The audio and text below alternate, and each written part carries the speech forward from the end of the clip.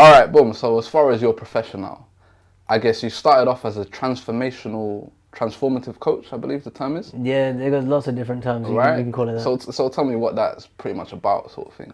All right, so when I started, so back to like 2014, I finished university. I didn't really want to go. I just did it to get my parents off my case. All right. I was unemployed for 9 months, smoking weed and playing PlayStation and drinking like every day. Right. And going out with my mates, getting drunk. And my brother saw that it wasn't good for me. Right. So while I was playing this video game, Destiny, I don't know if you've heard of it, he would leave his laptop next to me playing personal development videos. Right. And I'm like, fuck this. I'll turn it off, carry on playing. And one of the videos said something like, freedom is your birthright. You can have that. And I'm like, what does that even mean? like, whatever. And little things like that started to come into my head. And then my brother said to me, look, you like Japan, you like all this anime shit, you're a bit of a nerd, yeah? You don't have to have this full-time job shit. Like, you can have something different. Go and find what you love doing. Because his thing's always been music. He's a music producer. Sick. And I was like, okay, well, I don't know what I like. I've never known what I liked. And I've never had any skills other than being able to roll joints. So what am I going to do? Yeah. And I was pretty good at Mortal Kombat and Street Fighter, but I don't want to be a professional gamer. Right. I didn't enjoy like treating that like a job. Right. So for 9 months, I was like trying to get a job. No, I wasn't trying to get a job. I was trying to just escape my reality. Then my parents were coming down on me hard. They were like, you better get a job. So I started working at a bank. And I usually get fired from jobs within 3 months. Right. I've never had a job longer than 3 months. Mad. And my manager said to me one time, why are you here? Because you're the first one to leave, you're the last one here, and you always smell like weed. Why should we keep employing you? And I stood there, I was like, fuck. I might have said, nigga, I need money, nigga. Like, at that point, I was like, what kind of question is that, she bro? She goes, you live with your parents, why are you here? And I was like, I just said, I don't know why. I just said, I don't know. She goes, all right, well, if you haven't got a good reason, don't come back on Monday. And I'm like, cool. Was you in your like probation period? Yeah. So she could just... Yeah, she could tell me to fuck off. I'd be like, you lucky. I'm in probation right now. Yeah, you talking shit, but yeah, you lucky. Like. And so something crazy happened, yeah. My manager, I told her, yeah, I'm going to leave. And she goes, if you stay, I'll suck your dick and like I'll do stuff. And she was hot. Like, I wanted to do it, but she reminded me of an ex-girlfriend that didn't treat me very nicely. So you definitely stayed, right? No. No way. I went home and I told my brother, and I was really disturbed because a couple of weeks before she told me this sob story about someone in her life and it was really sad. And I'm like, what the fuck is going on? So I asked my brother, what's that about? He goes, are you surprised? I was like, yes. She told me that she's married. And he goes, listen, yeah, and this isn't something that I say. It's very extreme. I don't see the world like this, but he said this to me. Right. You know, like the Walking Dead, the zombie thing. Yeah. He goes, that's the working dead. Yeah, you're gonna end up like them. That's deep. And that's deep. It cut me so. That's deep. You know what happened? Yeah. My parents have been trying to stop me from playing video games excessively for years. That day when he said that to me, I packed up my PlayStation, I packed up everything, put it all in the loft, and I just like, I had to get something sorted to not turn out like that. It wasn't just her, it was everyone who worked there and lots of other people who worked jobs. He was describing them. He went on for like an hour describing the Walking Dead, and I was shocked. And you know, he used to work in this tech company, and this woman was he used to work the night shift and she was on the day shift. Yeah. And he saw her, he's like, oh, who's that? She knew, and she was crying at her desk, and someone told my brother, no, she got made redundant. A piece of copper wire has replaced her. She's been working there for 20 years. And my brother goes, that could be any of us. Absolutely. So go and make your own thing. And I was indispensable, like, everyone. Yeah, and I was like, fuck, what do I do? So anyway, leading on to like my journey, I stopped drinking, stopped smoking, stopped talking to everyone, family, friends, everyone except for my parents and my brother. I quit the job. I started going to the park every day. I got dogs. I started listening to more of this stuff. I found out about Gary Vee, and I just took it all on and just dove head first. And it ended up being about 3-4 years out of society. I didn't talk to no women. I didn't go on dates. I didn't go to the cinema. I didn't go to restaurants. I didn't do shit except journal, meditate, learn about psychology, philosophy, religion, and I'm trying to sort my own shit out. That's when I started remembering all the traumas. I researched doing mushrooms for like 2 years, and then I did it, and I wrote down some questions on a piece of paper that only God could answer. And I had this conversation with God, and at the end of it, I'd been posting on Tumblr back then about 200, 300 words a day. No one was looking at my blog, no attention, no likes, no comments. Me too, by the way. And one of the things that I got out of this conversation with God was, I said to God, look, why did all these bad things happen to me? And God was like, look, it can either be this, that's your victimhood bullshit, oh, bad things happen to me, or it could be this, there's the future that you can live into. If you go and look at I said, oh, how do I know this one's true? Because I like the sound of it. He goes, go and look at your phone and look at the message you just got on Tumblr. Back then, no one was messaging me, no comments, no. I'm like, huh? And God was very specific. It said, look on your phone. Back then, I was only using the laptop, but I had the phone app just in case. Yeah, so not to cut you off, but you was communicating with God, you're saying? I was on mushrooms. Right, got you. It was it was a very intense experience. And what was it, a voice? Or yeah, it was a voice, right. But like, you know when you close your eyes, I don't know if have you ever done it? Mushrooms? Nah, I've not, no. So you can get closed eye visuals, and it was just like shapes and colours and stuff. Sachin, bro, I'm shook, bro. I'm not even gonna I'm scared, bro. I can't do them things there. Alright, we can do it with me one day. I'll give you a little bit.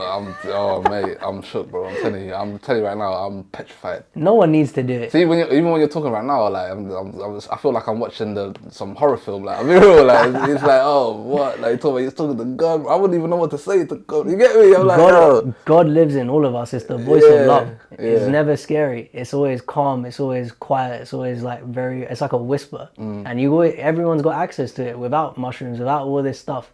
The only thing that can make it louder and more easy to follow is get quiet. Outside and inside, get very quiet. That's what scares a lot of people, because when you get very quiet and stuff, I lose interest in things. I don't want to have sex. I don't want to chase money. I don't want cars. I don't want clothes. I don't want those things. When I get very quiet, I only want one thing, more quiet. And it's quite scary, because the outside world is loud. It tells us to have these things, want these things. We don't want it. Powerful.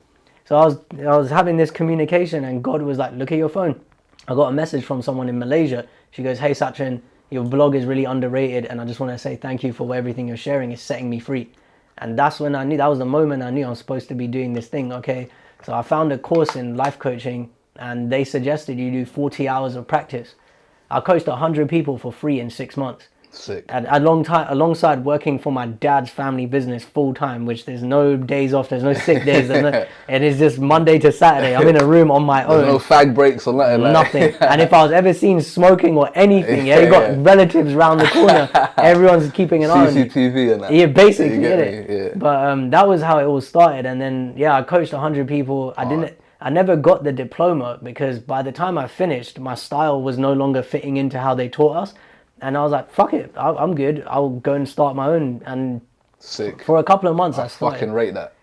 I don't see the point in qualifications for coaches, because you should, if you're struggling with a coaching business, you're not answering one question. The question that's on everyone's mind: can you actually help me? You feel me? And that's why I give people my time for free. Hey, look, I'll coach you, give you 2 hours. If you don't find anything useful, don't pay me. I'll recommend you to someone else. I don't believe in scarcity. All right. I'm all about helping people. I don't give a fuck about anything else. That's why I do this. I respect it. And even just to touch on the previous point, it's like another quote. I don't know, people might start thinking I live on Instagram and that, you get me, there's bare quotes and that. But nah, it's like intuition, bro, innit? But I think it was Einstein. He said, if you judge a fish on its ability to climb a tree, it's gonna grow up. It's always gonna think it's stupid. You feel me? And that's fucking facts, bro. Yeah, 100%. And that's like following out like your quiet voice of truth. Do you get me? That's what I really stepped into when I started this coaching journey, is just listening more to that, because it's always been true for me. Yeah, I'm gonna say something, like, not to even go off topic, but it's like, there's a movie, right? It's called Philadelphia, with Denzel Washington and Tom Hanks. I don't know if you've seen it. No, I haven't seen it. All right, bit of a background story. Denzel plays a lawyer. Tom Hanks plays a guy that was working. I can't remember who he was working for, but he was a homosexual, and he turned out to have AIDS at a certain point. And Denzel went to represent him, but at that time it was taboo, and Denzel became known as the lawyer that was helping the gay guy with AIDS, and he was obviously getting a lot of stick. But there was one thing that he said in there that resonated, because me, I'm not gonna lie, I'm a nostalgia junkie. There's some films I've watched a million times. I know lines in movies like their song lyrics, bro. You get me? Like, it's a sickness, bro. Fuck it, I'm sick in it. But, bro, he said in that film, explain this to me like a 6-year-old. He kept saying that, and I think at one point he was asked why. He said, yo, listen, if you can't explain it to a 6-year-old, that means you don't know what the fuck you're talking about. So I'm looking at it I look at things in the most layman way.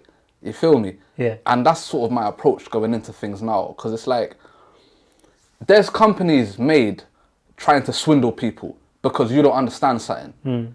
If you look at lawyers, for instance, right? The best lawyers, their clientele are going to be the most biggest criminals because they want the people that knows the system so much to a point. I need to know each and every single loophole so I can get the fuck out of here and not go to prison and keep my reputation, whatever, you know what I mean?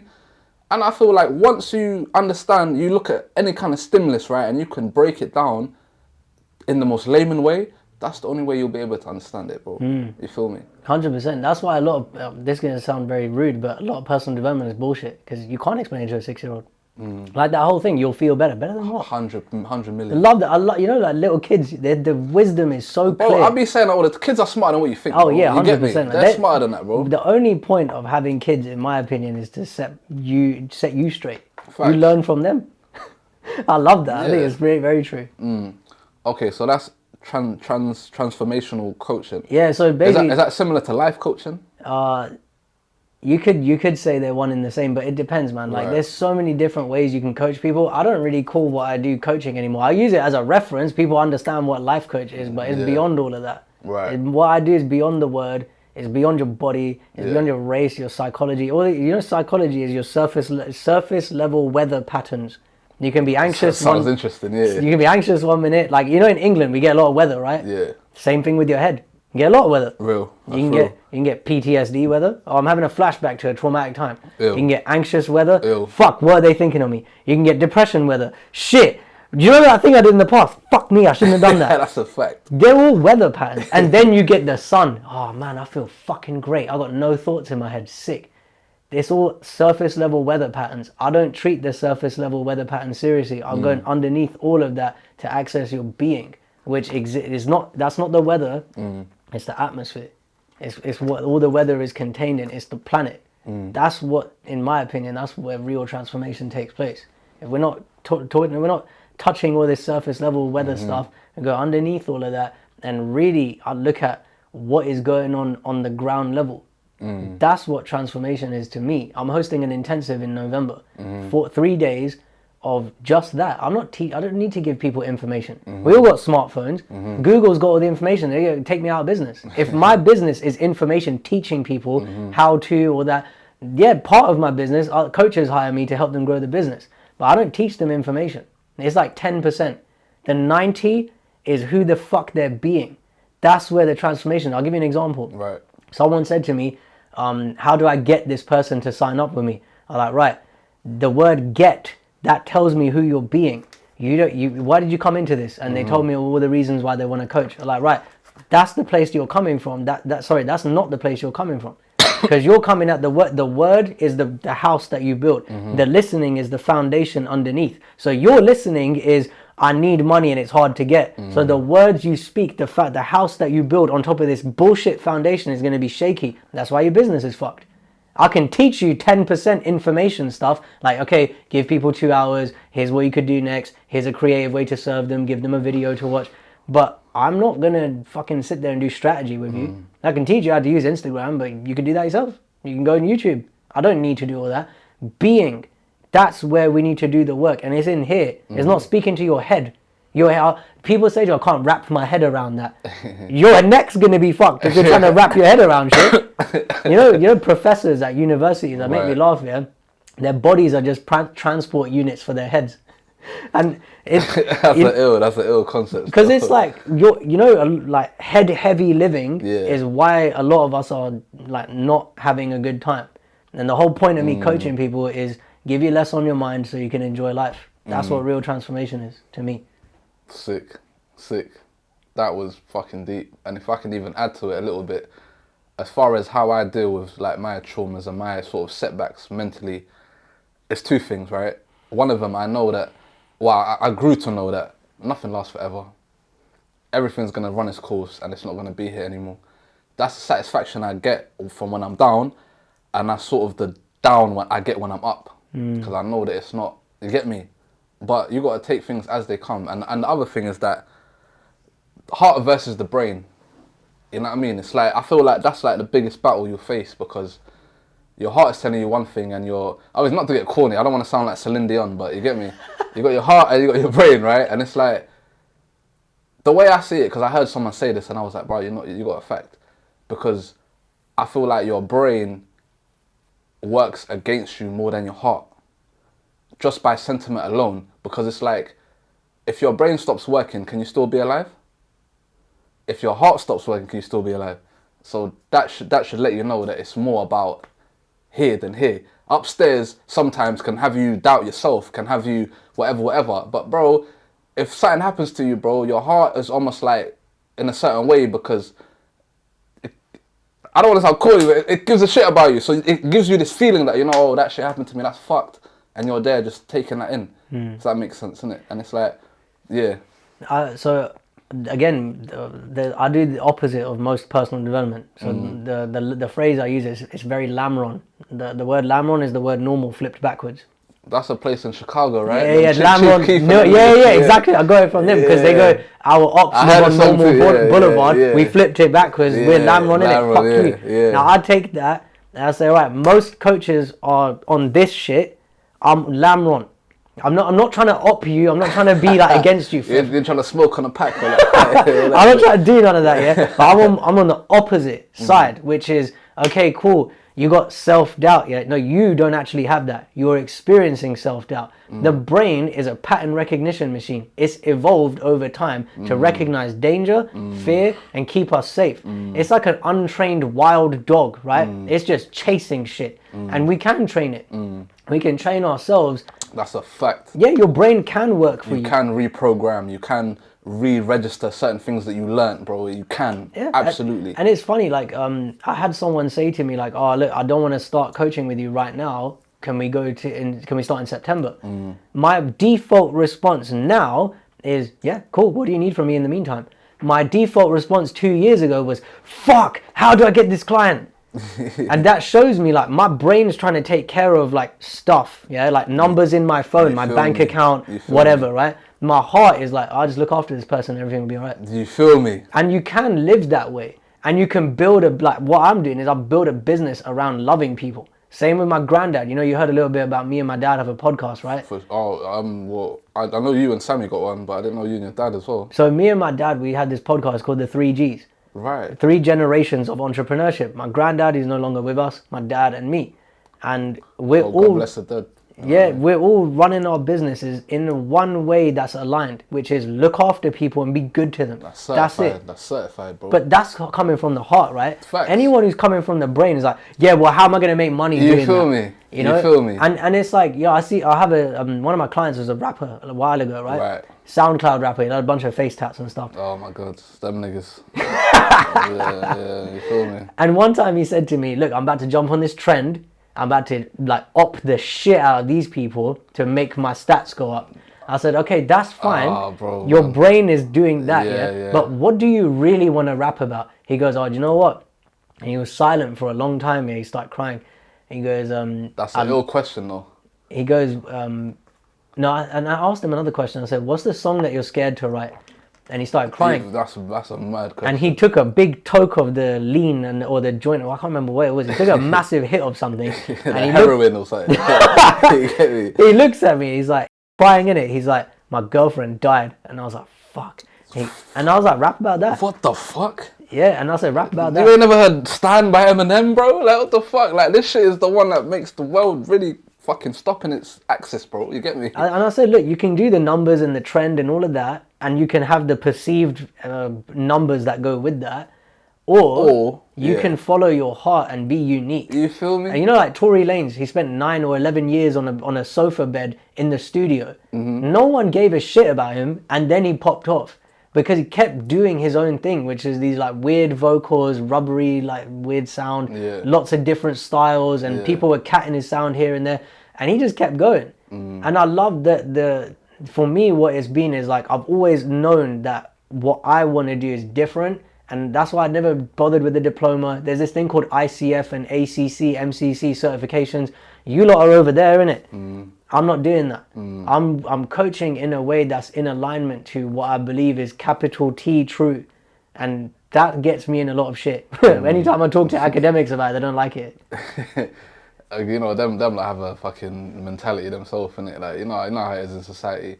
But bro, like, I swear to God, this whole heart versus brain thing, it's like, your brain is gonna give you massive amounts of information, but ultimately, again, not to sound corny, but your heart is gonna navigate you to where you need to be. Because when you know you're doing something that you really want to do, it's a feeling. That's why I'm more about feeling, vibrations, frequency. That's more important to me now, because I know that words don't mean shit. It's like earlier we was talking about the compliments and how men diss each other. You get me?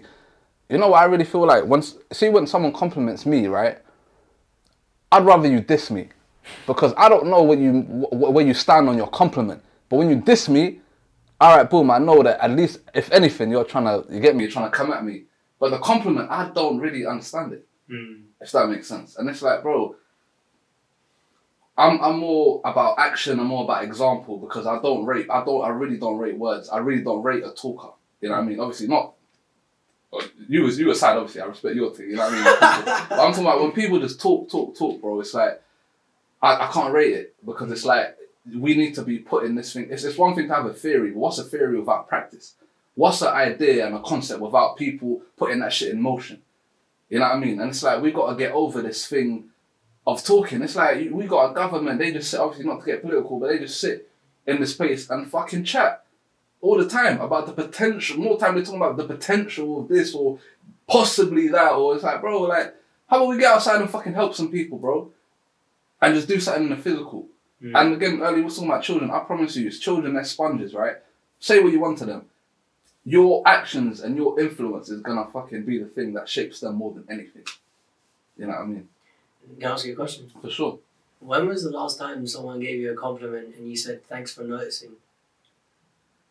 I'm gonna keep it so real, bro, yeah.